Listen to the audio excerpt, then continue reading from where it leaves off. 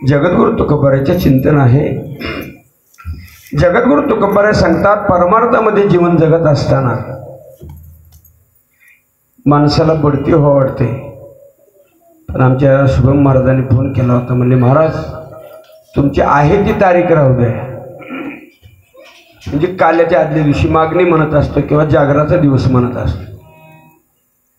पण माझ्या अडचणीने मी आजची तारीख घेतली 6व्या दिवसाची। एक परमार्थामध्ये जीवन जगत असताना मी स्वाभिमानाने बोलत असतो। बऱ्याचशा महाराज मंडळीची धडपड चालू आहे, काल्याचं कीर्तन असावं किंवा मागणीचं कीर्तन असावं। पण माझ्या भाग्यामध्ये बऱ्याचशा कार्यक्रमाला जातो महाराज, पण मला काल्याच्या आदल्या दिवशी सेवा मिळते।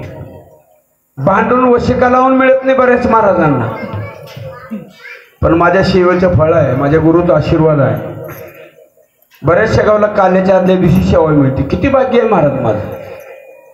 आमच्या महाराजांनी सांगितलं होतं म्हणजे उद्याची तारीख आहे, पण मला उद्या मला दुपारी लांब जायची, पुन्हा संध्याकाळी यांचं माझ्या माग सारखी मिठीच होती। महाराज 8 वाजता आलं पाहिजे, पण महाराज थोडा बिहाड आहे,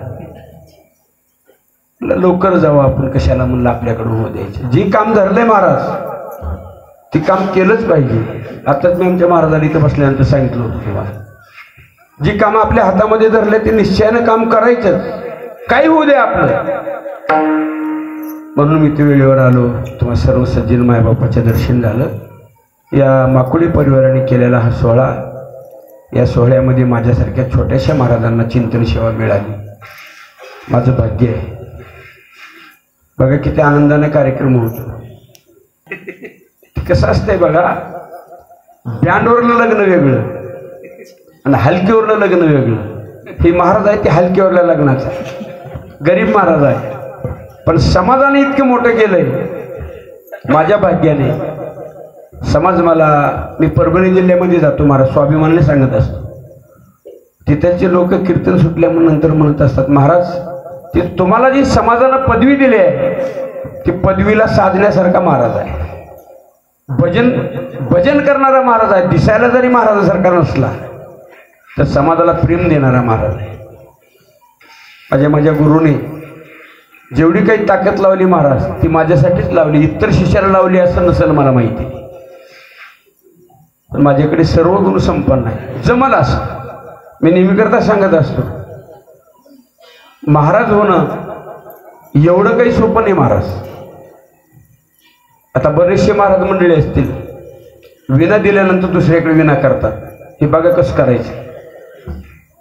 मृदंगाचं सुद्धा बऱ्याचशा महाराजांना कळत नाही।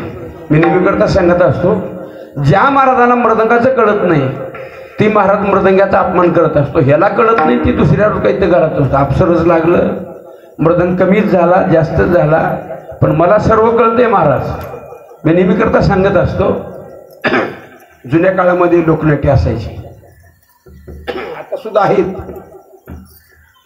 त्या लोखंडातल्या मालकाला राजाचं पात्र जमलं पाहिजे, ढोलकी वाजवायला आली पाहिजे, पिट्टी वाजवायला आली पाहिजे, गाडी चालवता आली पाहिजे, ट्रक त्यांच्याकडे 4-2 गाड्या राहतात, कदाचित एखादी ड्रायव्हर नाही आला, त्या मालकाला ते ड्रायव्हिंग करता आली पाहिजे। तसं माझं काम आहे। जिथं कमी आहे महाराज तिथं मला जमतंय। विठाला विठाला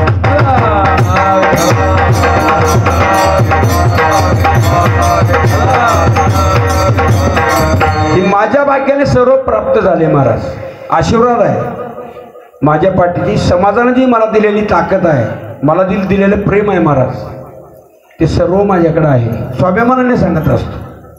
आल्यानंतर आमच्या पांचाबाईंनी फोन केला, म्हणले महाराज घरी आल्यानंतर तू पाणी तरी पिऊन जा। गेल्या वर्षी माझ्या माहितीने काल्याच्या आदल्या दिवशी संध्याकाळ होती। त्याला सर्व मंडळी माझ्यावर प्रेम करतात। या माकुळी परिवाराने जे केलेला ही सोहळा आहे, या सोहळ्यामध्ये 6वा दिवस आहे। जगद्गुरु तुकोबाराचा 4 चरणाचा अभंग आहे महाराज, आणि दुमाळ्या पद्धतीचा आहे। जगद्गुरु तुकोबार आजच्या अभंगामधून भगवंताने प्रार्थना करतात। मी नेहमी करता चिंतन सांगत असतो, भगवंताकडे मागत असताना काय मागावं हे सुद्धा कळायला पाहिजे। पण जगद्गुरु तुकोबारांनी मागितलं महाराज योग्य मागितलं, आपण मागतो ते सर्व चुकीचे मागतो। पण जगद्गुरु तुकोबारांनी मागितलं महाराज महाराजांसाठी योग्य आहे. तुम्हाला सांगू परमार्थामध्ये जे लागतंय ती महाराजांनी मागितलं. विठ्ठल विठ्ठल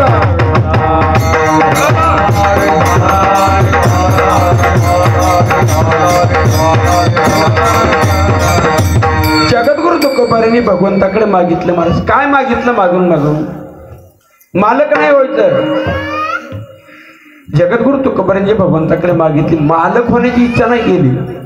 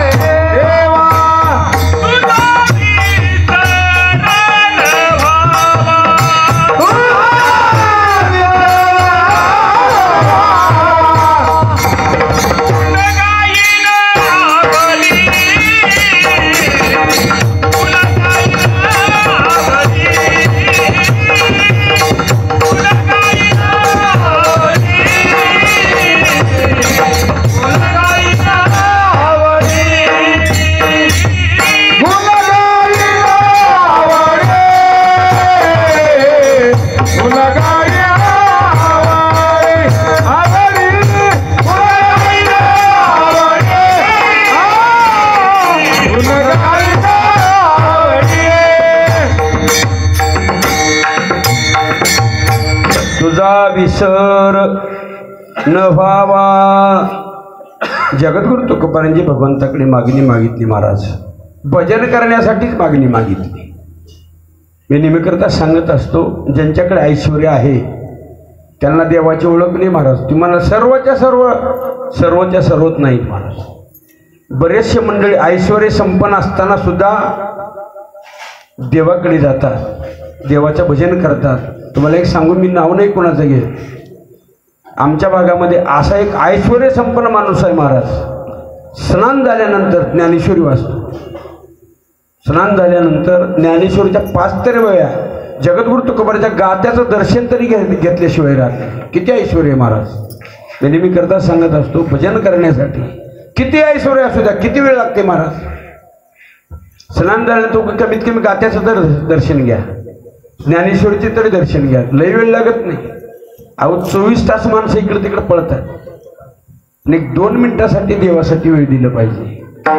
तसं जगद्गुरु तुकोबारांनी भगवंताकडे जी आज मागणी केली महाराज, याचं कारण आहे मी नेहमी करता सांगत असतो देवाकडे काय मागितलं पाहिजे ही सुद्धा कळावं. परमार्थामध्ये मालक व्हावं का सेवक व्हावं महाराज? उग म्हणू नका, नक्की सांगा. परमार्थामध्ये मालक झालं पाहिजे का सेवक झालं पाहिजे? सेवे लागे सेवक झालो, तुमच्या लागलो निज चरणा. वा, परमार्थामध्ये जीवन जगत असताना सेवक होऊन सेवा केली पाहिजे. मालक होऊन सेवा मान्यच होत नाही. मालक जर झालं महाराज ते देवापर्यंत जातच नाही. त्याचा तोरा बघावा लागते. मालक झाल्यानंतर कुठं सेवा करण्यात येते का? सेवा केल्याशिवाय मेवा मिळत नाही, परमार्थ म्हणतात. विठ्ठल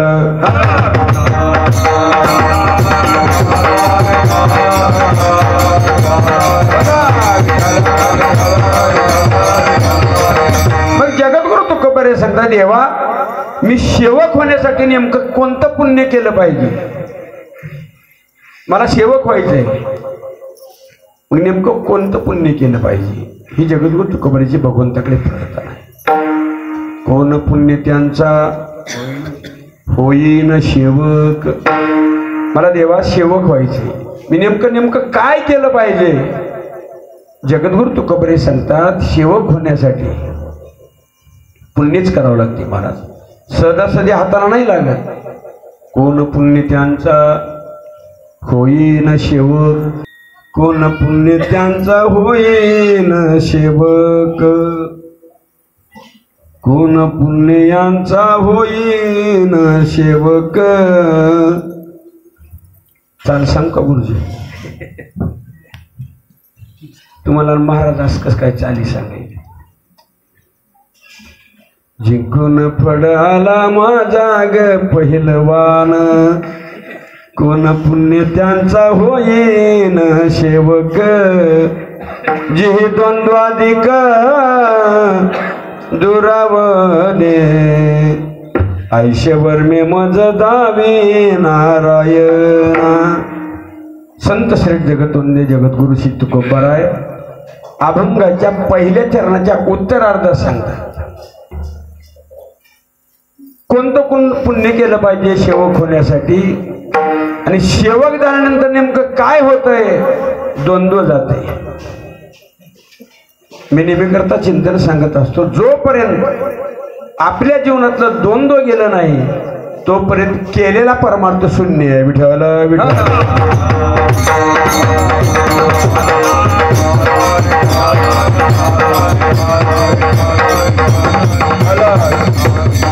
आणि परमार्थामध्ये द्वंद्व जर नाही गेलं त्या हाताला काही लागत नाही महाराज. तुम्ही किती कमवा, 20 लाखाच्या गाडीमध्ये फिरा, पैसा मिळेल, पण भगवंताच्या कृपेसाठी, भगवंताच्या जवळ जाण्यासाठी हाताला काही नाही लागत. द्वंद्व गेलं पाहिजे. एक चिंतन सांगतो, द्वंद्व जर नाही गेलं तर नेमकं काय होतंय? स्वतःच्या जीवनाचं वाटोळं होतंय. आपल्यातलं द्वंद्व जर नाही गेलं तर स्वतःचं जीवन संपतंय महाराज. तुम्हाला एक पुरावा सांगतो, जुन्या काळातला दृष्टांत आहे. दोघा भावाचं कुटुंब होतं. तुम्हाला कळण्यासाठी पटण्यासाठी सांगतो, दोघा भावाचं कुटुंब होतं महाराज. 40-50 एकर जमीन होती. आनंदाचा संसार होता, सुखाचा संसार होता. थोरल्या भावाने कारभार करायचा आणि छोट्या भावाने शेतामध्ये गड्याबरोबर काम करायचं.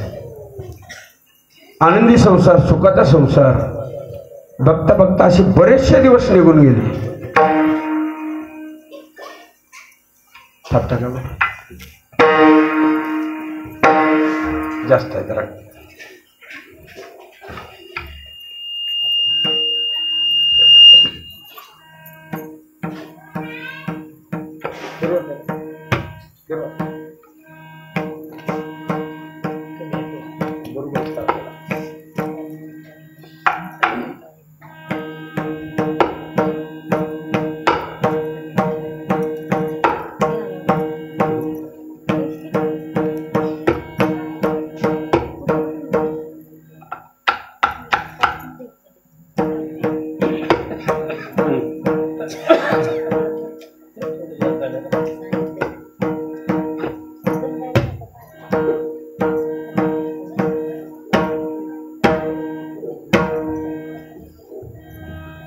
विठ्ठल विठ्ठल विठ्ठल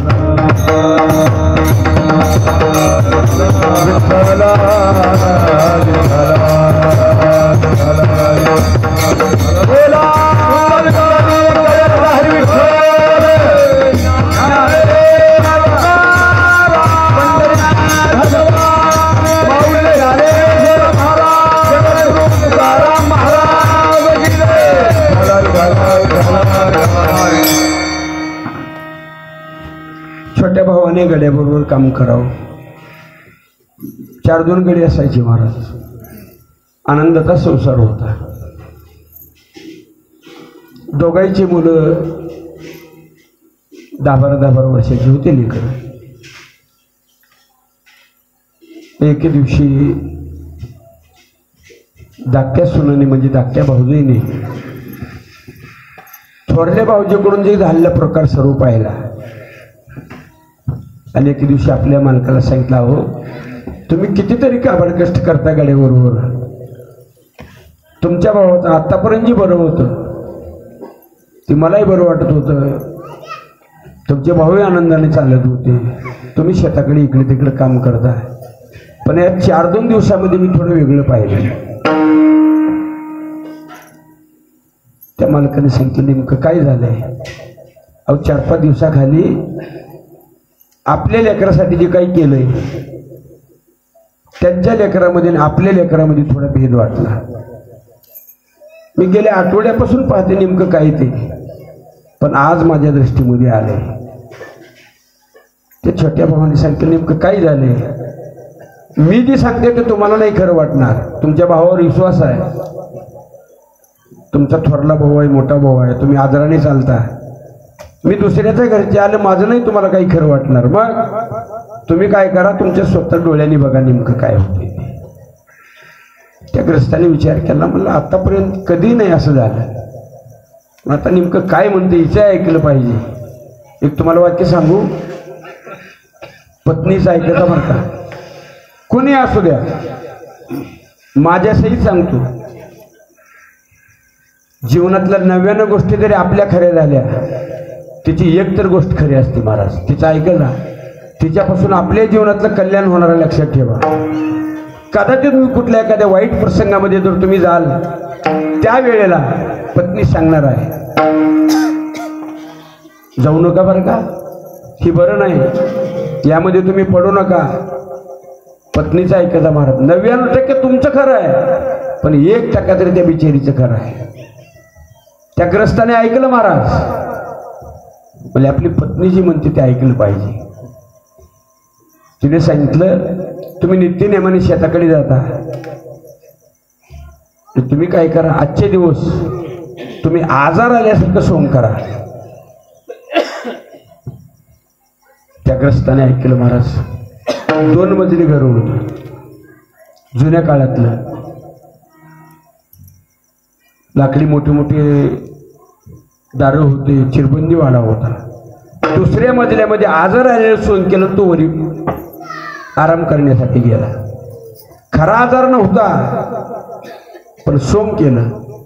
आणि त्या पत्नीने सांगितलं मी नाही तुम्हाला सांगणार, माझं नाही तुम्हाला खरं वाटणार. मग तुमच्या डोळ्याने तुम्ही बघा आणि नंतर माझं खरं की खोटं तुम्ही ठरवा. ऐकलं महाराजा ग्रस्ताने. तो शेताकडे नाही गेला, पोटभर जेवण केलं. आजार आल्यानंतर माणसं बरीच काही जेवण करत नसतात. बरं ती सोंग होतं आजाराचं. फुल जेवण केलं, वरल्या मजल्यामध्ये बसला, अंगावर पांघरायची घेतलं. आणि त्या दिवशी बाजार होता. ती बाजारला थोरला भाऊ, चैत्र महिना होता, उन्हाळ्याचे दिवस, आंब्याचे दिवस होते महाराज. तो ग्रस्त गेला बाजारला. नित्यनेमान 8 दिवसाला जायचं बाजारला. आणि बाजारला गेल्यानंतर सर्व काय करायचे ते बाजार केला. आणि चैत्र महिना उन्हाळ्याचे दिवस होते, आंब्याचे दिवस होते. आणि बाजारून 2-4 किलो आंबे आणले. 4च्या सुमारामध्ये तो घरी आला. आल्यानंतर दार पुढे केलेलं होतं. दार वाजल्याबरोबर या पत्नीने सांगितलं वरून तुम्ही बघा नेमकं काय ते. दार वाजलं महाराज. लगेच त्या ग्रस्ताने त्या दाराकडे पाहिलं. पिशवीमध्ये आंबे होते, मोठा वाडा होता. त्या लेकराला माहित होतं दादा बाजारून आल्यानंतर आपल्यासाठी काहीतरी आणतातच. अशी छोटी छोटी मुलं होती महाराज, दोघांनाही. दार वाजल्याबरोबर लेकराच्या लक्षात आलं की आपले दादा आले, बाजारून आपल्यासाठी नेमकं काहीतरी आणलंय. आणीतच होते महाराज.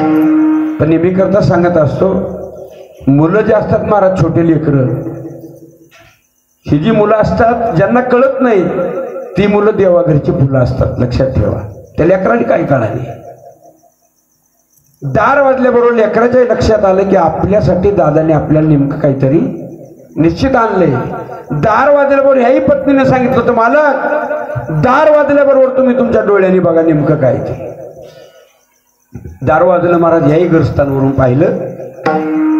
याही लेकराच्या लक्षात आले की दादाने आपल्यासाठी काहीतरी आणलंय. ही लेकरं पळतच गेले महाराज. पिशवी खाली टेकली दाराच्या जवळ आणि त्या पिशवीतून आंबे काढले. मोठे मोठे आंबे होते महाराज, दोन्ही तेवढेच मोठे होते.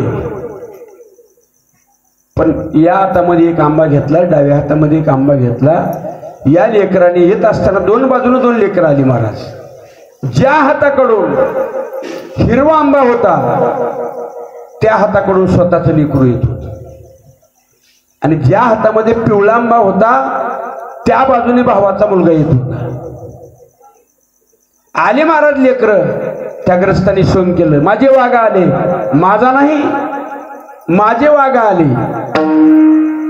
की वरून पाहिलं भावाने, माझे वाघा आले, माझे वाघा आले. ज्या हाताकडून हिरवा आंबा होता त्या हाताकडून स्वतःचा मुलगा येत होता, पिवळा होता त्या हाताकडून इकडचा येत होता भावाचा. लेकर जवळ आले महाराज, माझे वाघा आले, माझे वाघा आले असे आंबे धरले. जवळ आल्याबरोबर हाताला आडी मारली. मारल्याबरोबर पिवळा आंबा होता ती स्वतःच्या मुलाला गेला आणि हिरवा होता ती भावाच्या गेला. वरून भावाने पाहिलं महाराज, लगेच खाली उतरला. पत्नीला सांगितलं, वारे वा, आजच्या प्रसंगाला तू माझी गुरु झाली. आतापर्यंत जीवन जगत असताना माझ्या जीवनामध्ये काय काय झाले मलाच काही माहिती नाही. बरं झालं आज मला कळालं. आला महाराज, खाली उतरला, पत्नीची समज काढली आणि आल्याबरोबर ती थोरली जी भावजई होती तिने लगेच चहा केला. मालक आले होते बाजारहून, आल्याबरोबर मालकाला चहा देणार दोन्ही कबशा घेऊन आले महाराज. भाऊही बसलेला होता, दोघे भाऊ बसलेले होते. दोन्ही हातामध्ये दोन कबशा घेतल्या आणि चहा दिला आपल्या मालकाला. दिल्यानंतर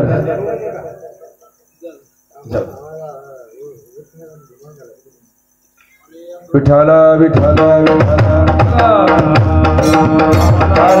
विठाला विठाला विठाला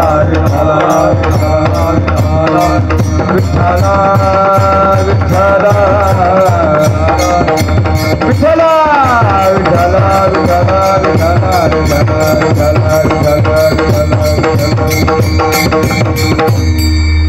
भावाला एक कबशी दिली महाराजची आजी. त्या छोट्या भावाकडे या भाऊजीने कबशी केल्यानंतर तिने सांगितलं, वहिनी मला नको चहा. त्या बिचारला माहीत नव्हतं महाराज. माहीत नसल्यानंतर माणसं विश्वासानं वागत असतात. त्या बिचारला काय काही नव्हतं तिच्या मनामध्ये. तिने सांगितलं, भाऊजी अहो तुम्हाला आजार आलाय, तुम्ही सकाळपासून आजारी आहात, घ्या ना चहा. त्याही बिचाराने सांगितलं, वहिनी आत्तापर्यंत मी तुमच्या हातात चहाचं नाही पोटभर जेवण केलंय, तुमच्याकडे काही नाही चूक, तुम्ही माझ्या माईसारखे आहात. एक वाक्य ऐका, आपली जी थोरली भाऊजई आहे महाराज, आजच्या कीर्तनातलं एवढंच ऐका, आपली जी थोरली भाऊजई आहे ती आपली आई आहे. लक्षात ठेवा, ही थोरली भाऊजई आपली आई आहे. आता याचा जर विचार नाही केला तर माळ घालून काही उपयोग नाही, सत्य करून उपयोग नाही महाराज. ज्ञानेश्वरी वाचून उपयोग नाही, जगद्गुरु तुकोबरायचा गाथा वाचून उपयोग नाही. विठ्ठल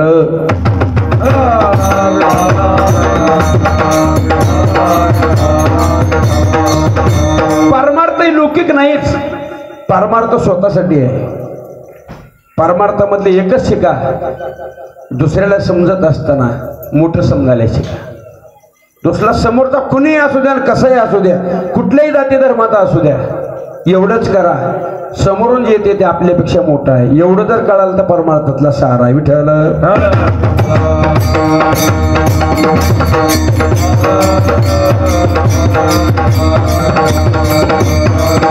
त्या बिचारीच्या मनामध्ये काही नव्हतं. तिने सांगितलं, भाऊजी घ्या ना चहा, सकाळपासून तुम्ही आजारी आहात, भोजन नाही केलं.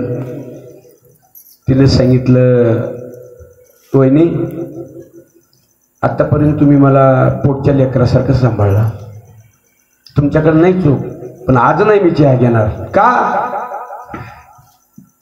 त्या ग्रस्तांनी सांगितलं, आतापर्यंत येते एवढा काही संसार झाला, आनंदाचा संसार झाला, मलाही माहिती आहे, तुम्ही मला माझ्या आईसारखा सांभाळ केला, पण आजपासून मी असं ठरवलंय तर माझ्याकडून चूक झाली असं म्हणा. मी दुसऱ्यावर नाही कोणावर दोषी देणार, तुम्ही दुसरं कोणी दोषी नाही, पण माझ्या मनामध्ये आधा असा आलाय 2 चुली करायच्या. ते धाकट्या भावाने सांगितले आज 2 चुली करायच्यात बाजूला.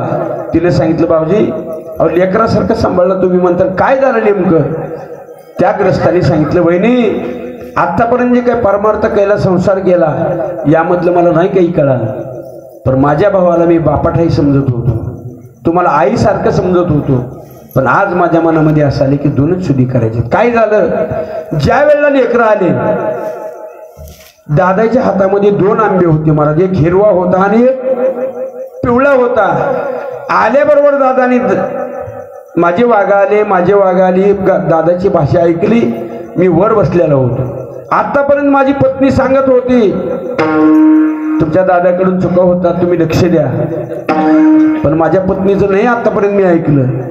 पण आज या 4-2 दिवसामध्ये सांगितलं ते मी ऐकलं. वरून मी सर्व पाहिले. ज्या वेळेला 2ही मुलं आले त्यावेळी दादाने माझ्या वाघाली भाषा केली आणि ज्या बाजूकडून हिरवा आंबा होता त्या बाजूकडून स्वतःचं लेकरू येत होतं आणि पिवळा होता त्या बाजूकडून माझं लेकरू होतं. त्या दिवशी माझ्या लक्षात आलं दादा जवळ आले वाघा आले आणि आल्याबरोबर दादाने हाताची आळी टाकली. आळीमध्ये जीवन जगण्यामध्ये आता मजा नाही. आजच चुली मला एवढ्यासाठी चिंतन सांगायचंय परमार्थामध्ये जीवन जगत असताना आपल्यातलं जोपर्यंत द्वंद्व गेलं नाही तोपर्यंत आपला परमार्थ शून्य आहे. विठ्ठल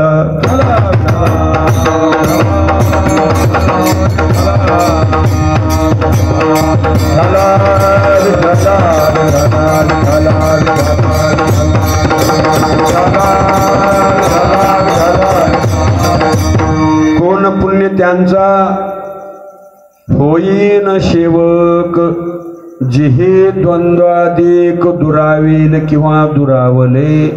जिही द्वंद्वादिक दुरावेल कोण पुण्य त्यांचा होईन सेवक. परमार्थामध्ये जीवन जगत असताना आपल्या मनातला विचार जर नाही गेला महाराज त्याचं जगद्गुरु तुकोबाराय सांगतात वर्म जर चुकलं किती परमार्थ करा महाराज आयसे वर्मे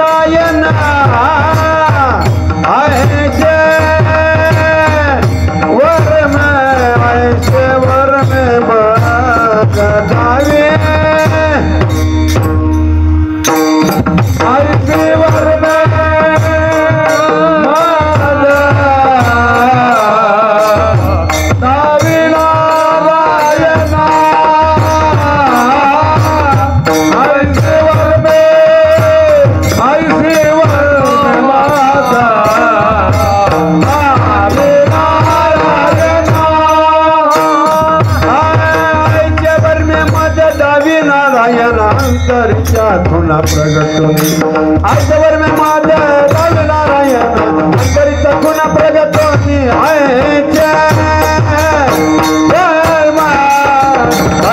वर में माता दावी नारायण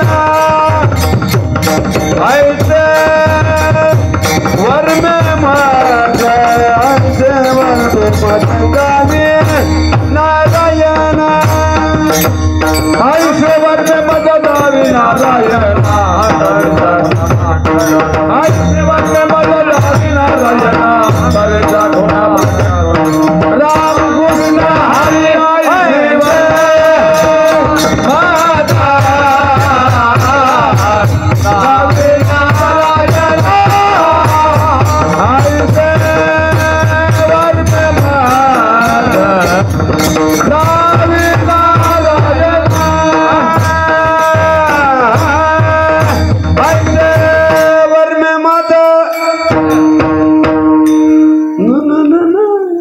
ही चाल नव्हतीच, तुम्ही मनानं जोडलंय.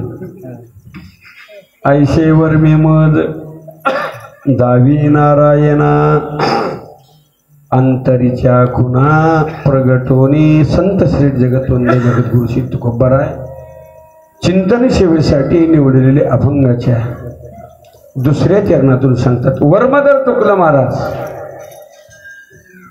एक तुम्हाला चिंतन सांगतो. पांडवाचं आणि जरासंधाचं युद्ध झालं. त्या रणभूमीवर पांडव एका बाजूला बसले आणि पांडवाच्या बाजूला भगवान श्रीकृष्ण बसलेले होते. देवाला कामच आहे महाराज, पांडवाचा सहकारी. पांडवाच्या बाजूलाच भगवान श्रीकृष्ण बसलेले होते. जरासंध आला महाराज आणि रणांगणावरती जरासंध थांबला आणि पांडवाला हाक मारली, आज युद्ध आहे. त्यावेळेला पांडवाच्या लक्षामध्ये आलं 5 जणांना जायची काही गरज नाही. जरासंध एकटा आहे आणि एकट्यासाठी 5 जणांची काय गरज आहे. पांडवापैकी 5 जणातला एक जण उठला महाराज आणि जरासंधासाठी रणांगणामध्ये युद्ध करण्यासाठी गेला. युद्ध झालं, भरपूर युद्ध झालं आणि शेवटी पांडवातल्या एक जणाने जरासंधाचे 2 तुकडे केले. पण 2 तुकडे करत असताना आपण एखाद्या समजा लाकडाचे तुकडे करतो महाराज, ते आतून तोडत असतो लाकड. 2 तुकडे होतात. पण जरासंधाचे त्या पांडवांनी तुकडे केले. पांडवाची चूक झाली. 2 तुकडे केले पण जरासंधाचे असे मधूनच उभे 2 तुकडे केले. जरासंध हरला महाराज. रणांगणावरती दोन्ही तुकडे जरासंधाची बाजूला झाले, उभे 2 तुकडे. पांडवातला एक जण होता, ती गेला. विजय झाला, विजय झाला. ती चौघही म्हणायला लागले, आमचा आज विजय झाला. पण ज्या वेळेला पांडवातल्या एकाने असं वापस जात असताना पांडवाकडे गेलं महाराज, चेहरा तिकडे झाला. पण जरासंध लगेच उठला आणि उठल्यानंतर जरासंधाची जी 2 तुकडे होते उभे झालेले, ते उठल्याबरोबर दोन्ही तुकडे एक झाले. जसा होता तसा जरासंध झाला.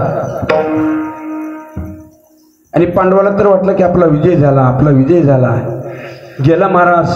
जरासंधाने सांगितलं, ए वाघ हो, या या इकडे या.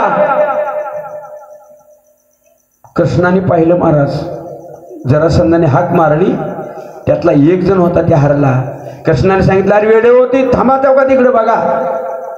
जसा होता तसाच झालाय जरासंध. दुसऱ्या नंबरचा गेला महाराज. त्याही ग्रस्ताने जरासंधाला हरवलं पण 2 तुकडे केले. तुकडे करत असताना उभेच केले, वर्म चुकलं. त्याने विजय झाला महाराज. तोही गेला. जरासंध तिकडे जसा होता तसाच झाला.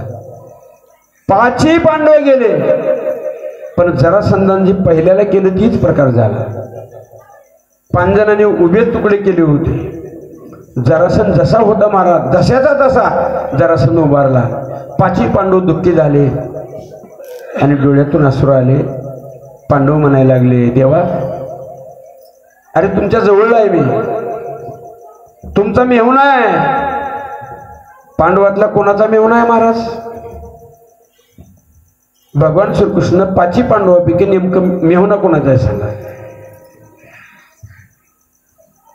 विठ्ठल विठ्ठल.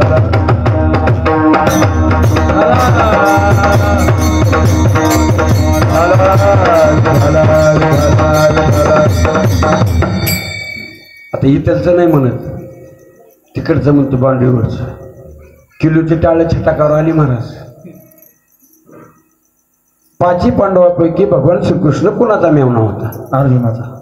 आला आला. अर्जुनाचा. अर्जुनाचा. अर्जुनाच्या पत्नीचं नाव काय होतं? सुभद्रा. इकडे सांगा की ताईसाहेब, सांगा कोणीतरी. हा, सुभद्रा. कोण म्हणाल इकडे? ह्या मामाने नाही. पांडवाच्या पत्नीचे नाव सुभद्रा होते. पाची पांडवाचं दुःख झालं महाराज आणि भगवान श्रीकृष्णाला म्हणायला लागले, देवा तुला आमची अशी परीक्षा पाहिजे होती. अरे तू एवढा साहित्य जवळ असताना एकाच पांडवाने केलेलं काम योग्य झालं होतं आणि नंतर असं होतं, याचं कारण काय? पाची पांडव चिडले महाराज आणि चिडल्यानंतर पाची पांडव म्हणायला लागले, देवा अरे आमचं तू परीक्षा घेतली, काय केलं? असं नाही करायला पाहिजे होतं. तुझा माझा देवा कारवायरा कार, तुझा माझा देवा कारवायरा कार,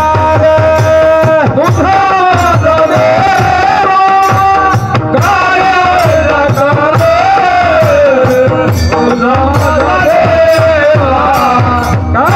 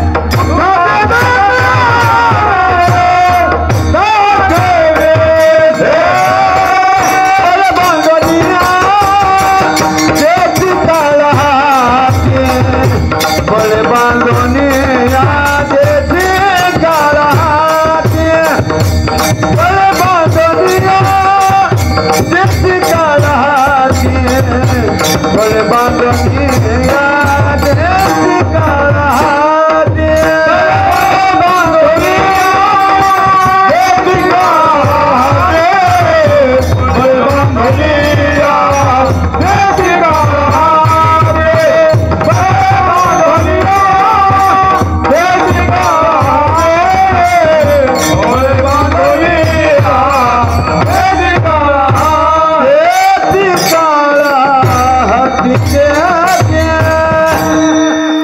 पांडव भगवंताला म्हणायला लागले, देवा हे काय केलं आमच्यासाठी? तुझ्या मनामध्ये आमच्यासाठी काहीतरी मनामध्ये वाईट विचार आहे, असं नाही करायला पाहिजे होतं. तुझा माझा देवा कार वैराकार, तुझा माझा देवा कार वैराकार, दुःखाचे डोंगर दाखविसे, दुःखाचे डोंगर दाखविसे, बळे बांधुनिया देशी काळा हाती, बळे बांधुनिया देशी काळा हाती. पांडव भगवंताला म्हणायला लागले, देवा काय केलंय? देवाच्या लक्षामध्ये आलं महाराज, देवाला कळालं. तुम्हाला देवाला काय कळालं? देवाला सर्व कळते. देव कसा आहे महाराज? चतुरा तो शिरोमणी, चतुरा तो शिरोमणी, गुण लावण्याचे खाणे, गुण लावण्याचे खाणे, मुकुट सकळा म्हणे, धन्य तोचे विठोबा, चतुरा तो शिरोमणी, चतुरा तो शिरोमणी. देवाला सर्व कळते. पांडवाच्या मनामध्ये अभिमान आला होता. पांडवांना परमार्थामध्ये अभिमान नाही चालत महाराज. मग काय होतंय? मेरू तो समान भार देवा, मेरू तो समान भार देवा, मेरू तो समान भार देवा,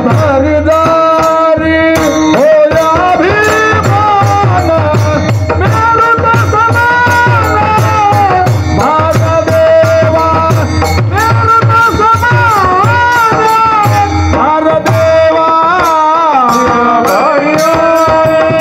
होया अभिमान, मेरू तो समान भार देवा, मेरू तो समान भार देवा,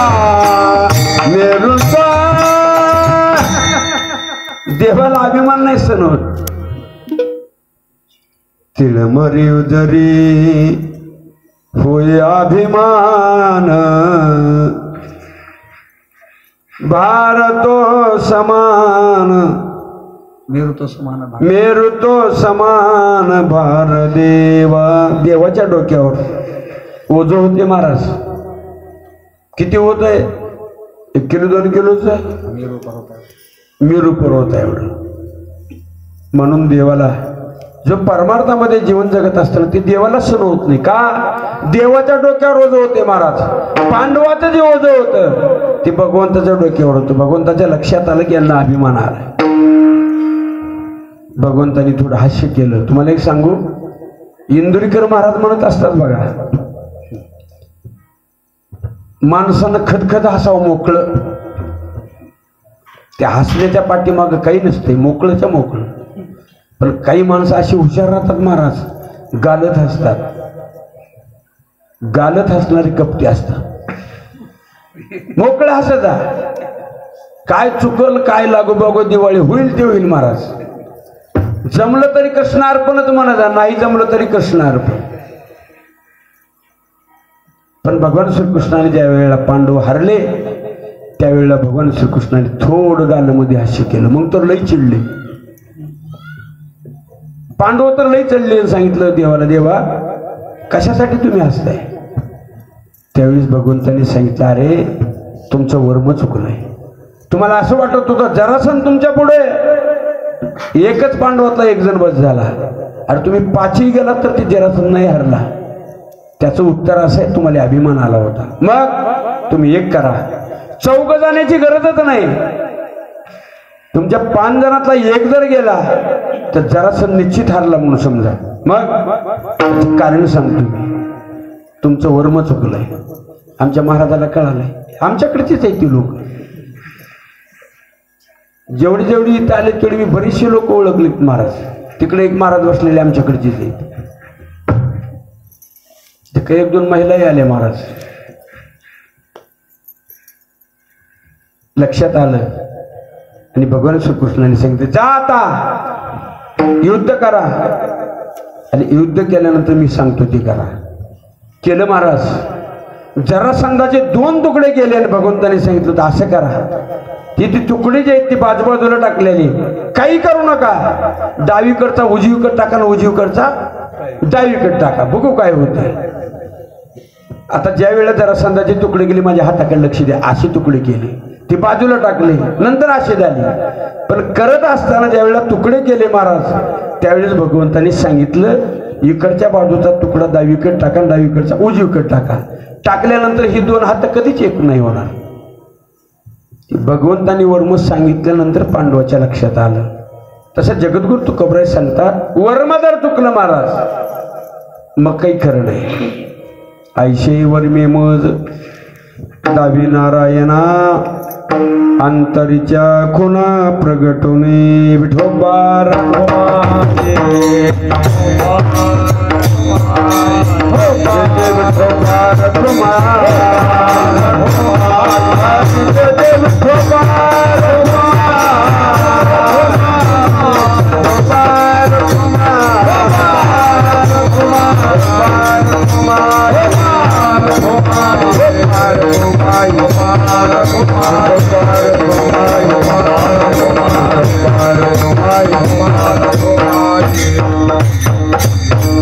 Bye. पुण्य त्यांचा होईन सेवक, जिही द्वंद्वादिक दुरावेल, आयशे वर्मे मज जावे नारायणा, अंतरीच्या खुना प्रगटोनी. आम्हाला पहिल्या काळामध्ये मृदंग बसून वाजवायचा महाराज. टाळ घेऊन उभारलं की पाय दुखलं तर पुढल्याला म्हणायचं मला वाज देच थोडं. मी मृदंग वाजवायचा जुन्या काळात. जरा पाय दुखायचा वाण दिसला की आजकाल त्याला खुलवायचं मला वाज दे. मग त्या बिचाराने वाज द्यायचं महाराज. तसं आमच्या गुरुजीचे मगापासून तळमळ चालू होते. मी म्हणलं त्या लेकराला थोडी सेवा करू दे. पण ती लेकरू लय हुशार होत. आजार म्हशीला आणि इंजेक्शन पकायला. आता मी 2 तास इथं आरडा लावून ती बसून पाणी प्यायली. काय लेकरू म्हणलं बारे वा. आता मी 2 तासाला वाढायलो आणि ती माझ्याकडे बघत बघत आणखी बाटली काढून पाणी प्याय. काय धंदा असेल. तर मला पहिल्यांदा पाणी पिऊन असं वाटलं, पण मी बी दमलो महाराज. आलं का लक्षात. किती परमार्थ केला सांगून जीवनामध्ये. मी गेल्या 3 तारखेला माझं यजन भेटलंय. तर आमच्या गावातली तेव्हा ती मुलगी आहे आमची. त्या मुलीला विचारा. 3 तारखेला चालू झालंय महाराज. भजन किती केलं सांगू नये. जगद्गुरु तुकोबांनी भजन किती केलं सांगितलं नाही केलेलं सांगितलं. मी रात्री 8 ते 10 पर्यंत कीर्तन, नंतर आम्ही जागरण नाही केला आणि पहाटे 3 ते सकाळी 7 पर्यंत काकडा. पुन्हा लगेच गातापारायण 7 ते 11 पर्यंत आमचे महाराज होते गातापारायणाला. भजन किती केले सांगू नये. आलं का लक्षात. पण मी भजन केलेलं सांगतो महाराज. स्वाभिमानाने सांगतो, अभिमानाने. इतकं भजन केलं, इतकं भजन केलं.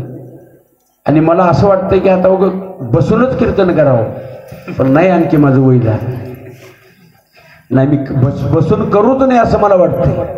मी तर असं समज ज्या दिवशी बसायचा प्रसंग येईल त्या दिवशी वरीच गेलेलं बरं आहे. माझ्यामध्ये ताकद. आमच्या परिसरामध्ये काशीमाईचं मोठं दैवत आहे महाराज. त्या काशीमाईच्या कृपेने आत्तापर्यंत मला कुठलाही आजार नाही झाला. गेल्या वर्षी जवळजवळ 1 महिन्यामध्ये 1-1.5 महिन्यामध्ये 17 कीर्तनं सोडून दिली मी. किती? 17 कीर्तन. अचानकच ऑपरेशन झालं महाराज गेल्या वर्षी. मग मी 17 कीर्तन ज्या ज्या गावले होते त्यांना मी फोन करून सांगितलं, म्हणलं मी आजारी आहे, माझं ऑपरेशन झालं, मी काही येऊ शकत नाही. पण भगवंताने उभं केलं महाराज. गेल्या वर्षी तर मला असं वाटायचं की बहुतेक मी गावाकडे जात नाही काही. पण त्या काशीमाईची कृपा, तुम्हा सर्व भजनी मंडळाचा, सर्व माझ्या माता भगिनीचा आशीर्वाद आहे माझ्या पाठीशी. मला असं वाटत होतं की माझ्या जीवनामध्ये कधीच मला आजार येणार नाही, पण एवढा आजार झाला महाराज. आताही 50 भजनाचं भजन केल्याशिवाय राहत नाही. विठ्ठल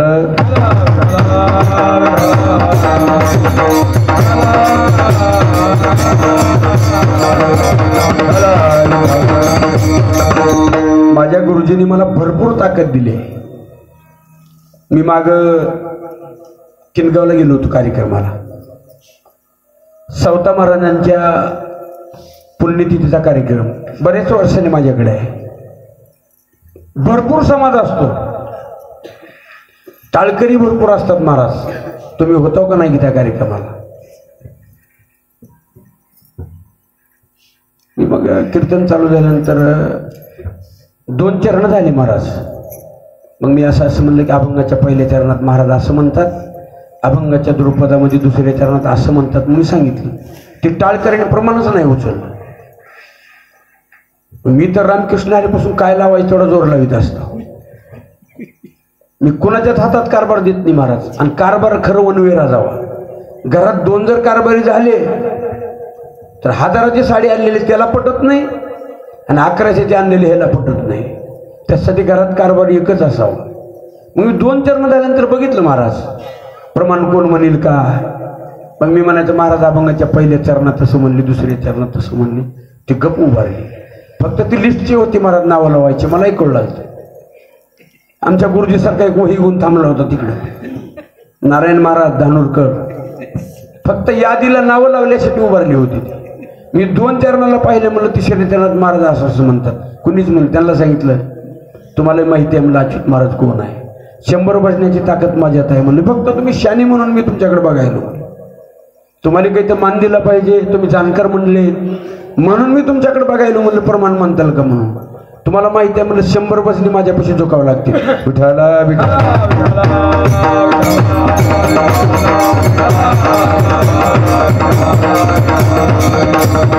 कोण पुण्य त्यांचा होईन सेवक, जे हे 2 अधिक दुरावेले, ऐशेवर मी मज दावी नारायणा, अंतरीच्या कुणा प्रगटोनी.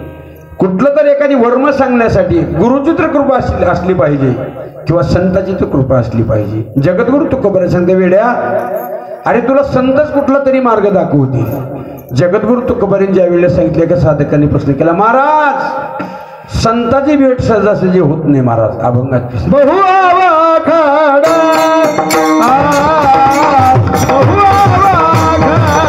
आहे संता भेटी, बहु आवाखाडा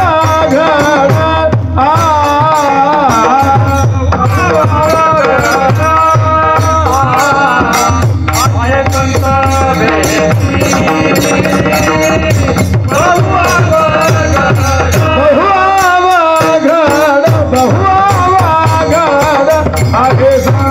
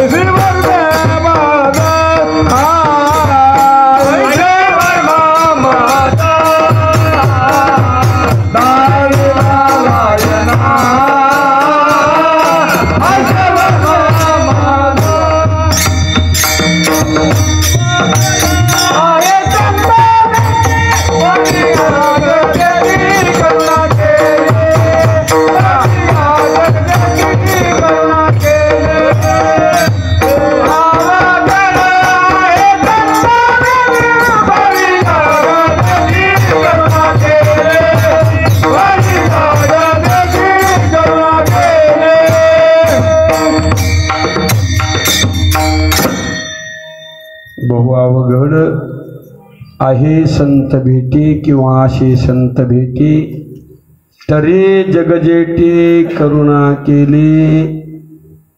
मला वाटलं कुणा आलेली कृपंत कर म्हणतं का काय, नाही होतं तेवढ्या लायकीचं, हुशार होतं. त्या लेकरात आस केलं की मध्ये गेले नाही गपचूप, त्यांना तास करायला. बरोबर आहे का? अरे आमच्या काळामध्ये काही नव्हतं.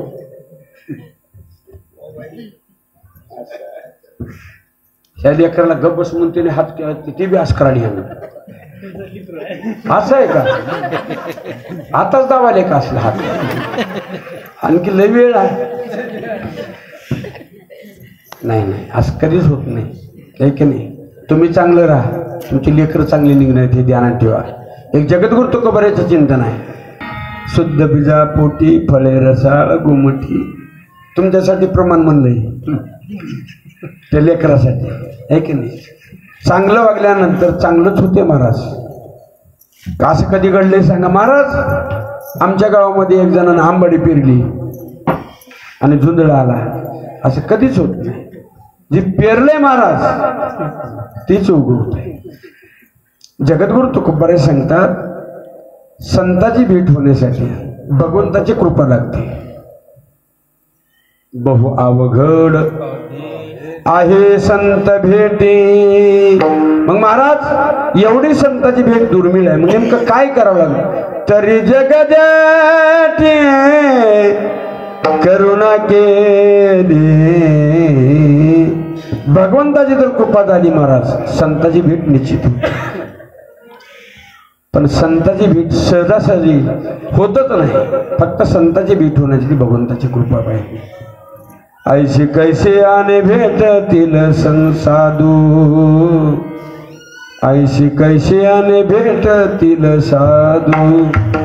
संताची भेट होणे इतकी दुर्मिळ आहे महाराज. नाही होणारं प्राप्त होईल. वाघणीचं दूध प्राप्त होईल. तुम्हाला महाराज वाघणीचं दूध कसं काय काढावं? कदाचित एखाद्या सर्कसमध्ये जर गेला ते सुद्धा प्राप्त होईल. पण वाघणीचं दूध काढत असताना आपल्या स्टीलच्या भांड्यामध्ये नाही चालत, तांब्याच्या नाही चालत, पितळेच्या नाही चालत, जर्मनी नाही चालत. मग सोन्याचं लागते महाराज ताट. वाघणीचं दूध काढायला सोन्याचं पातळी म्हणा, जुन्या भाषामध्ये काय ते तवली म्हणतात, किंवा तांब्यात समजा. कशाचं लागतंय? सोन्याचं. आता भाव काय चालू आहे सध्या? नाही मागत नाही तुम्हाला काही. तुम्ही असं म्हणाल की जाता जाता महाराज काहीतरी मागते. 88 80च्या जवळ आहे. 80 म्हणा की घे ना का दे ना आपल्याला. जावई होतो तो मला कोणी काही केलं नाही, आता कोणी काय करणार? 80,000 आहे. समजा कदाचित अवघड आपलं अर्धा किलोचं तर करावं लागेल. किती दाम लागेल? ते सोन्याचंच पात्र लागते महाराज. वाघणीच्या दुधाला सोन्याचंच पात्र. दुसऱ्यात काढल्यानंतर धार वडल्याबरोबर ते खाली छिद्र पडते दुसऱ्या पातेल्याला. मग ते सोन्याचंच लागते महाराज. ती सुद्धा कदाचित प्राप्त होईल. बरेचसे लोक एवढ्याले सोन्याचे आता सुद्धा आहेत. एक सोन्याचं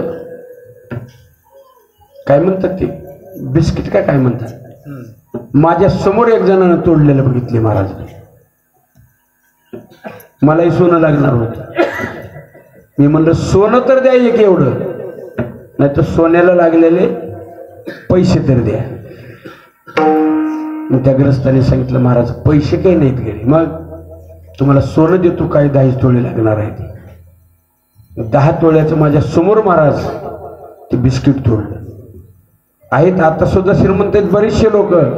स्वतःला समजा जाऊ नका. 3 ग्रामची अंगठी बांधायची हातामध्ये. किती? 3 ग्रामची. आणि इथं भात वाढा आणि तिथं वरण वाढा. जगाच्या पाठीवर लय श्रीमंत आहेत आपल्यापेक्षा. विठ्ठल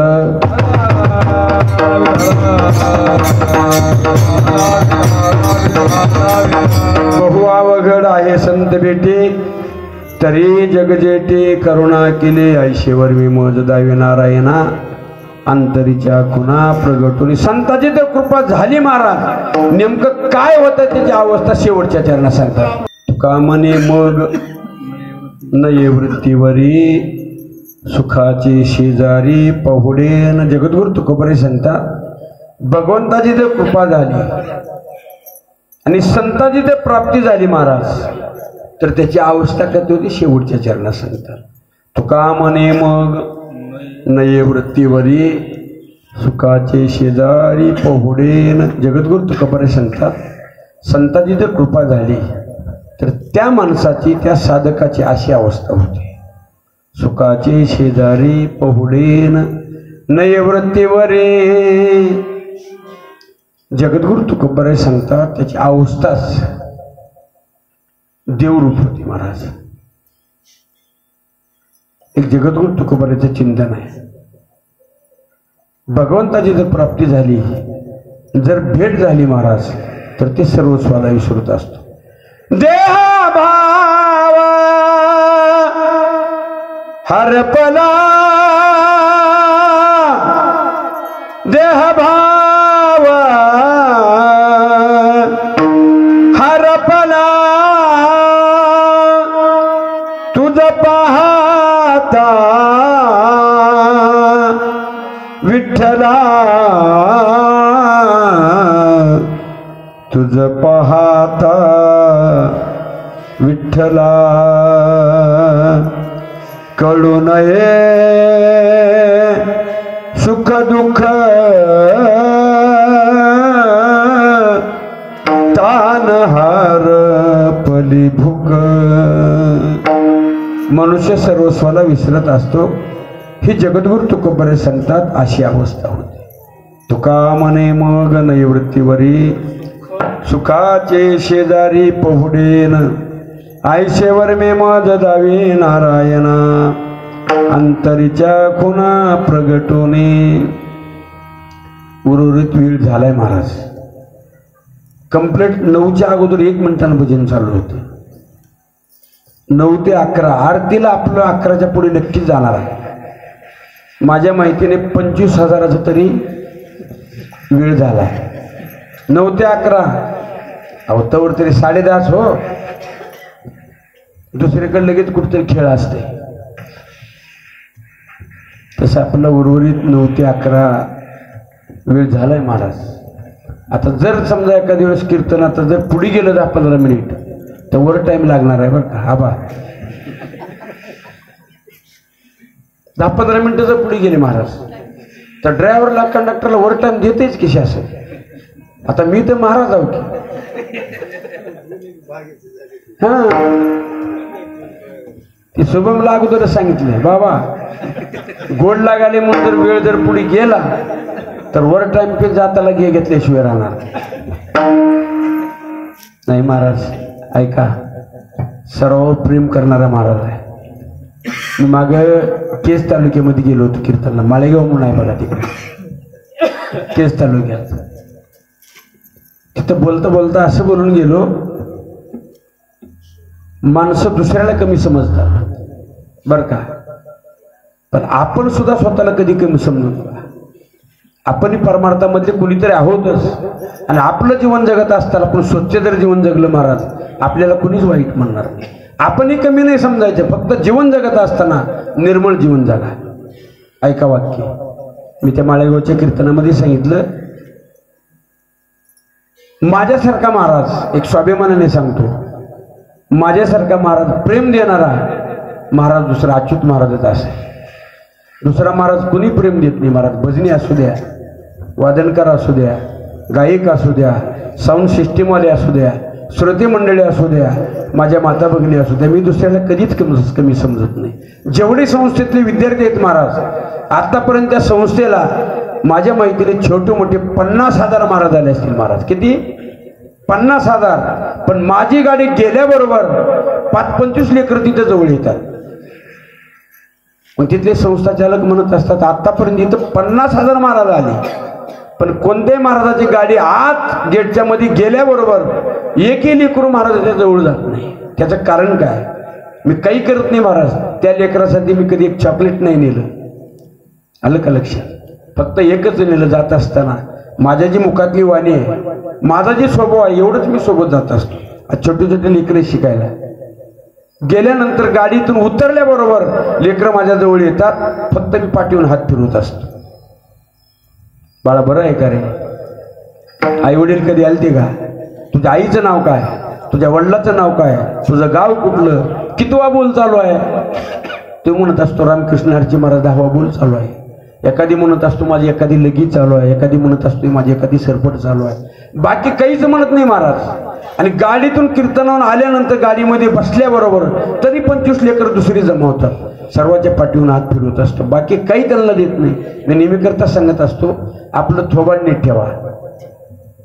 आपलं थोबाड जर नीट झालं महाराज समाज आपल्याला निश्चित कधीच टाकून देत नाही. वाक्य लिहून ठेवा. समाजासोबत प्रेम करा आणि समाजाला कधीही कमी समजू नका. समाजाच्या पुढे आपण छोटे असं समजा. हीच परमार्थातलं सार आहे. ज्ञानेश्वर मावले ज्ञानराज मावले तुकाराम, ज्ञानेश्वर मावली ज्ञानराज मावली तुकाराम, ज्ञानेश्वर मावले ज्ञानराज मावले एक सर्वाला माझी विनंती आहे. मी प्रत्येक कीर्तनामध्ये शेवटी या वर्षामध्ये सांगत असतो आबा आपण इतके भाग्यवान आहोत. आपण पुढच्या वर्षी बीजेच्या नंतर आपण जगूही कशावर. या वर्षी जगद्गुरु तुकोबारायला गेल्या बीजेपासून येणाऱ्या बीजेपर्यंत 375 वर्षे जगद्गुरु तुकोबारायला सदैव वैकुंठाला जाऊन पूर्ण होतात. आणि या वर्षामध्ये आपण सर्व भाविकांनी गाथा पारायण करायचे. ते म्हणाले महाराज मग किती दिवसात करायचे? येणाऱ्या बीजेपर्यंत कधी 10 अभंग घ्या, कधी 4 अभंग घ्या, कधी एकच अभंग घ्या, बीजेपर्यंत करायचे. आणि ज्या दिवशी समजा आपल्याला अडचण आली, आपल्या पत्नीला सांगा 4-2 अभंग वाचायला. पत्नीला अडचण आली आपल्या मुलाला सांगा, मुलाला अडचण आली आपल्या बहिणीला सांगा, आपल्या सुनाला सांगा, कुणालाही सांगा. आणि त्यातली त्या सर्वाला जर काही अडचण आली, आपण एखाद्या वेळेस प्रवासाला कुठंतरी एखाद्या देवाला गेलो म्हणा, तर तिथूनच जगद्गुरु तुकोबारायाच्या गाथ्याला नमस्कार करा. जीवनामध्ये एक तरी भजनी मंडळ असू द्या किंवा मळकरी असू द्या, या वर्षामध्ये तरी मी आताच इथं थांबलो होतो एखाद्या घरी, त्यांना सांगितलं परमार्थामध्ये जीवन जगत असताना एकादशी आणि सोमवार कमीत कमी माळकऱ्यांनी करत जा. मी म्हणत नाही शनिवार धरू नका, मंगळवार करू नका, बुधवार करू नका, जमल असलं तर जिंदगीभर तुम्ही उपवास करा, माझं काही घेणं देणं आहे. पण वारकऱ्यांनी माळकऱ्यांनी कमीत कमी एकादशी आणि सोमवार करत जा. आत्ता मी एका घरी सांगून आलो महाराज, त्यांनी सांगितलं महाराज येणाऱ्या सोमवारी चालू. तशी एक माझी विनंती आहे, जगद्गुरु तुकोबारायाचे गाथा पारायण करा, आपल्या जीवनामध्ये काही तर करा महाराज. आहे की नाही? भगवंताने हे जीवन जे दिलंय, म्हशीला नाही जमणार, कुत्र्या नाही जमणार, गाढवाला नाही जमणार, डुकरा नाही जमणार, फक्त भजन करायचे, गाथा वाचायचे, आपल्याला जमतंय. माझी विनंती आहे सर्वांना, जगद्गुरु तुकोबारायाचे गाथा पारायण करा. आपल्या जीवनामध्ये काय खरं आहे महाराज? आपल्या जीवनामध्ये कधीच काही खरं नाही. क्षणभंगुर जाय न कळता, क्षणभंगुर हे जाय न कळता, ग्रास गेले सत्ता हाती नाही. हातातला घास महाराज हातात राहून जाईल. जीवन ही बार बार येणारं जीवन नाही. तशी माझी सर्वाला विनंती आहे, गाथा पारायण करा. आणि ज्या गावामध्ये गाथा पारायण समजा गावकरी करा, घरी करा, एखादी जमली दाखवत एखाद्या मंदिरामध्ये करा. आणि गाथा पारायण करत असताना छोटं मोठं त्याला सप्त्याचं रूप द्या. एक स्वाभिमानाने सांगतो माझ्या गावचं, त्या मुलीला माहिती आहे, 11 दिवसाचं गाथा पारायण केलं महाराज. किती? 11 दिवसात. माझ्या जिंदगीतलं पहिलंही गाथा पारायण 11 दिवसाचं आहे. मी इतका भाग्यवान महाराज आहे, मला एक स्वाभिमानाने सांगतो, भगवंताची शपथ घेऊन सांगतो, माझ्या जीवनामध्ये जेवढे मी काही कार्य केले तेवढे भगवंताने माझ्याकडून करून घेतलेत. मी 23 वर्ष पंढरपूरला वारी चालत केली होती. ती पंढरी एक रुपया न घेता माझ्याकडे अशी 25 लेकरं आहेत. 2 माझ्या गावामध्ये 4थं वर्ष चालू आहे, जानेवारीला संपणार आहे. एक स्वाभिमानाने सांगतो महाराज, दर एकादशीला माझ्या माहितीने 1.25 क्विंटल मटेरियल लागते. 3 आणि दुसरं माझ्या जीवनामध्ये मी कधी आतापर्यंत कुठल्याही यजमानाला रुपये नाही मागितला. बरेचसे महाराज म्हणाले मी मागत नसतो, पण गावाच्या बाहेर गेल्यानंतर गाडी उभा करून फोन करतो, ही मत सत्य आहे. विठाला विठाला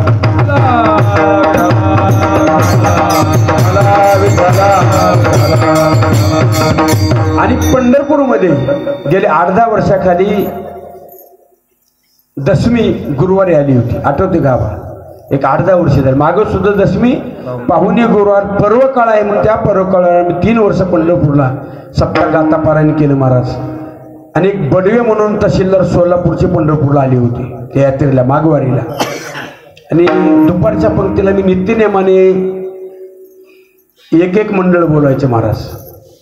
कधी नगरपालिकेचे लोक बोलवायचे, कधी पोलीस लोक बोलवायचे, कधी लाईट खात्याचे लोक बोलवायचे, कधी पंढरपूरच्या मंदिराचे ट्रस्टचे लोक बोलत. दररोज दुपारी मिष्टान्नाच्या पंक्तीला 10-20 लोक यायचे महाराज.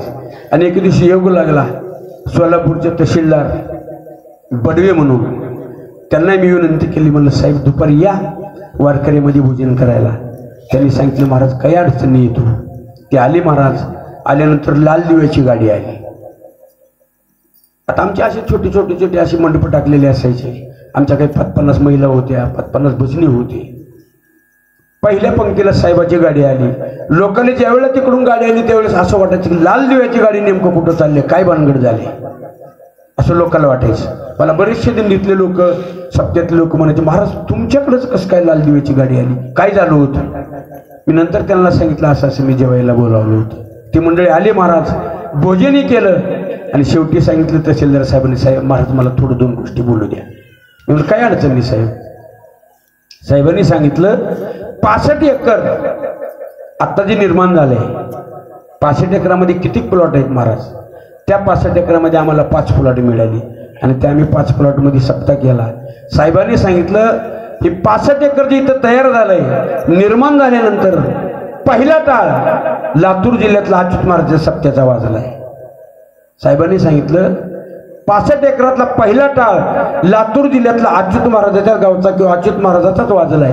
साहेबांनी सांगितलं, माझ्या मुखातले शपथ घेऊन सांगतो, भगवंतानी एवढं माझ्याकडून कार्य करून घेतले. माझी एकच भगवंताला विनंती आहे, शेवट होत असताना राम राम म्हणता जावो माझा प्राण, राम राम म्हणता जावो माझा प्राण, हेची कृपादान देई देवा, राम राम म्हणता जावो माझा प्राण.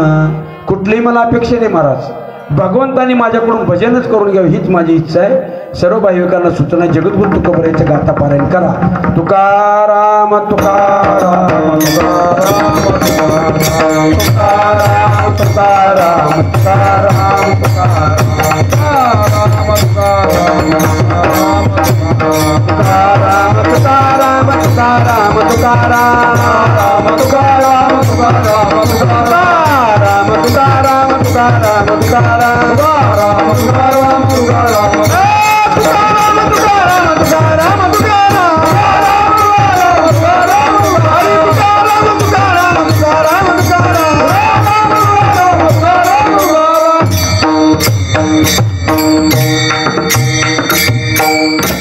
तुम्हाला मुद्दामच पुढे या म्हणलं. एवढा थाट चाललाय महाराज, लग्नात सुद्धा थाट नव्हता. मी कधीच कीर्तनामध्ये माळ ठेवत नाही, पण इथं म्हणलं मुद्दामाचा म्हणलं बघावंच काय काय. तुम्हाला मग का माळ ठेवत ना महाराज?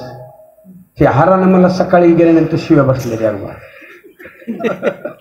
आरतीच केली घरी गेल्यास इथं असे डाग पडले. म्हणजे काय झालंय? मी म्हणलं रात्रीचा हार कळत नाही का काढून ठेवायचं? बरं काय दुसरं तुझ्या जीवाला काय असलं म्हणाय नाही, बरं आहे. हार मी नाही कीर्तनात, पण आता इथे आल्यानंतर ते हार मधले फुलं बघितले महाराज. बाजारातून विकायला एवढी फुलं नसतील, मध्ये एक डिग आहे महाराज, प्रत्येक फुटोला 4-4 आणि 5-5 हार. कधी कधी महाराजाला मिळत नाही हो, एक हार मिळत नाही, आणायचंच नाही. पुन्हा म्हणायचं गाडीच आली नाही, मोटरसायकलच पंक्चर झाली. अरे हारच नव्हता, लबाड कशाला बोलायचं? पण आल्यानंतर किती कौतुक आहे महाराज, बघा मध्ये ढीग लावलाय.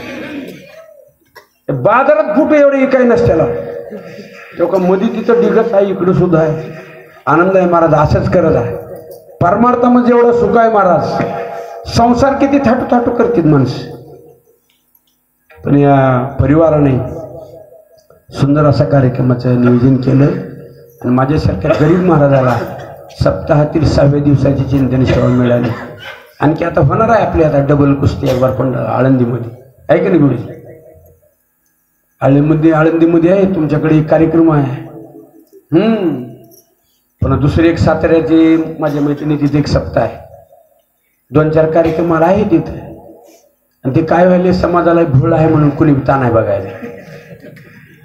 भूळशाळा आहे, याला काही कळत नाही. फुगवायलीत घरी ते दारे, गरीब असंच फुगवायले. वैरण लय टाकते, चांगला आहे, पाणी पाहिजे होती जनावरांनी, हुशार आहे म्हणते. आता जनावरला पाणी पाहिजे, वैरण टाकली, हुशार आहे. आमच्या मालकाला शेणाचे टोपले, खंबीर आहे हो, जडच्या जड टोपली. अरे देवा देवा देवा, हाय गरीबाचा घेते कोणी फायदा, घेऊ द्या गडी आहे की नाही? परमार्थातला घ्यावं, संसारातला जाऊ द्या. परमार्थामध्ये समाज प्रेम करतो, हीच माझा मोठेपणा. झालेली चिंतन सेवा परमपूज्य वैकुंठवासी गुरुवरी भगवान महाराज सलगरकर आणि माझे पूज्य श्री वैकुंठवासी गुरुवरी सीताराम पाटील मुंडे सताळा आणि आमच्या परिसरातलं वैभव आहे महाराज. आमच्या माकुडी महाराजांनी सांगितलं, पंडित केन बोळिंगे गुरुजी त्यांचं मी भजन आणलंय. अहो 3 मी काही शेजारलाच आहे. गुरुजीचे कार्यक्रम बरेच केले मी. ज्यावेळेस गुरुजी हयातीमध्ये होते त्यावेळेला मी मृदंग वाजवला महाराजांनी प्रमाणही म्हणले. गुरुजीने एक स्वाभिमानाने सांगायचं होटीचं पोरगा आहे. आता देवाने 4 चाकी गाडी दिली, त्यावेळी सायकल सुद्धा नव्हती महाराज. मी होटी उंचलतच यायची, जवळ आहे कलंगडी माझं गाव, काही एवढं दूर नाही महाराज. आणि गुरुजीच्या कार्यक्रमाला मी असायचं. गुरुजी गेल्यानंतर गुरुजीच्या कार्यक्रमातले मी सतरंजी आतरले महाराज. एवढी सेवा केली मी. प्रमाणही म्हणले, भजन उभा केलं, मृदंग वाजवला आणि एवढी सेवा मोठी केली महाराज. सप्ताहामध्ये गुरुजी गेल्यानंतर मी बरेचसे काही काम केले. मी सेवक म्हणून राहिलो परमार्थामध्ये, मालक म्हणून कधीच राहील नाही महाराज. आणि गुरुजीने माझे त्यावेळेला कौतुक केलं. आता सुद्धा गुरुजीला माझं कौतुक वाटतंय. गुरुजीची मी सेवा केली, यातच फळ आहे महाराज. त्रिवेणी संगम या तिन्ही गुरुनी माझ्यावर जेवढा आशीर्वाद दिला, माझ्या डोक्यावर हात ठेवला, त्याचंही परमार्थातलं फळ आहे. समाजही माझ्या मागे एवढा पाठीमागे आहे महाराज. मी कुठल्याच एक अभिमानाने कधी नाही सांगत. समाज माझ्यावर प्रेम करतो. विठ्ठल जय जय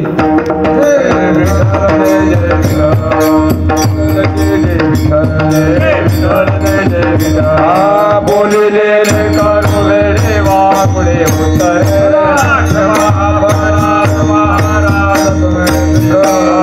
नाही उच्चारिला अधिकार मी आकुला